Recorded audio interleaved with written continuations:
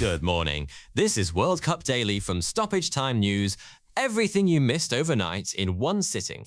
Coming up, the United States power into the last 32, brushing Australia aside in Seattle.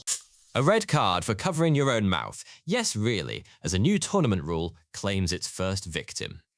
And Scotland's World Cup hopes left hanging by a thread after a controversial defeat to Morocco. It's Saturday, the 20th of June.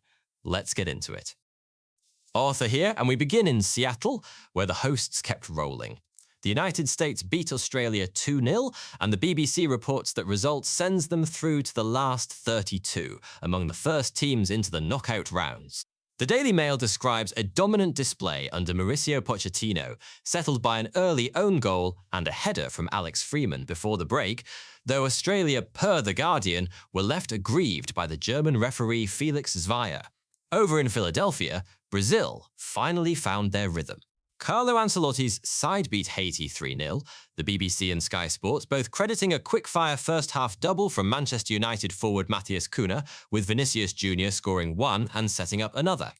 Haiti become the first team eliminated from this World Cup. In Boston, heartbreak for Scotland.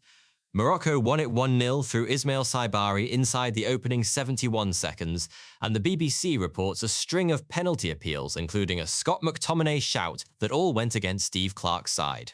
Scotland are down, but not yet out, with one group game still to play. And Austria marked their return to the World Cup in style, The Guardian reporting a 3-1 win over debutante Jordan, with substitute Marko Arnautovic adding the gloss late on. Now the story of the day, and it might be the most 2026 moment of this entire tournament.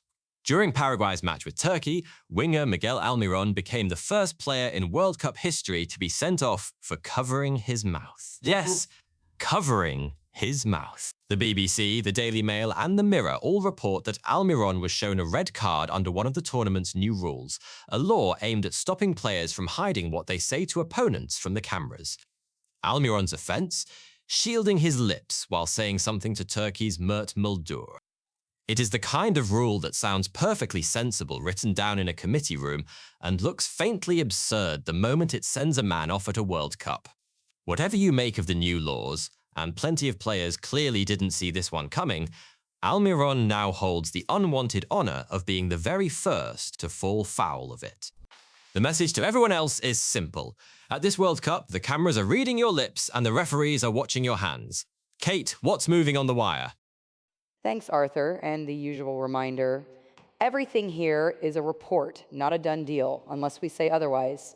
It is quieter on the transfer front with the tournament in full swing, but the gossip columns are still humming. The BBC's Saturday Roundup says Tottenham are ready to enter the race for midfielder Adam Wharton, another name on a long Spurs shopping list.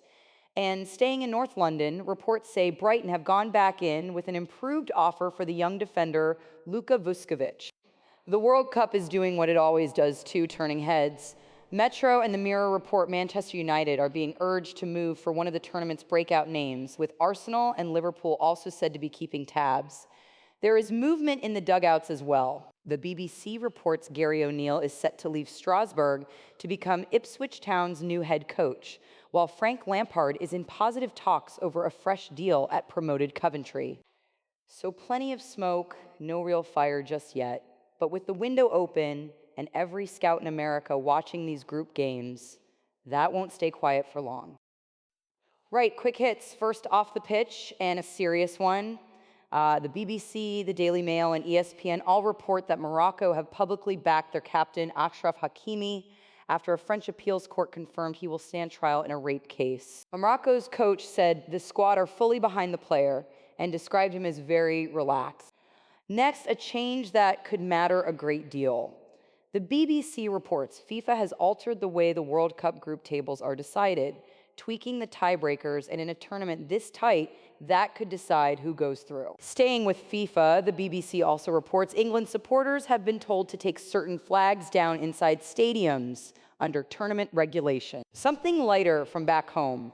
The Guardian reports ITV is winning the early television ratings battle with the BBC, with England against Croatia, the most watched program anywhere in Britain this year. And finally, a sign of just how big this has become, the BBC reports Gary Lineker is set to make a one-off returned to punditry, turning up as a guest on ITV's World Cup coverage. Back to you, Arthur. So what's next? The group stage rolls on today, and the permutations are tightening. Spare a thought for Scotland.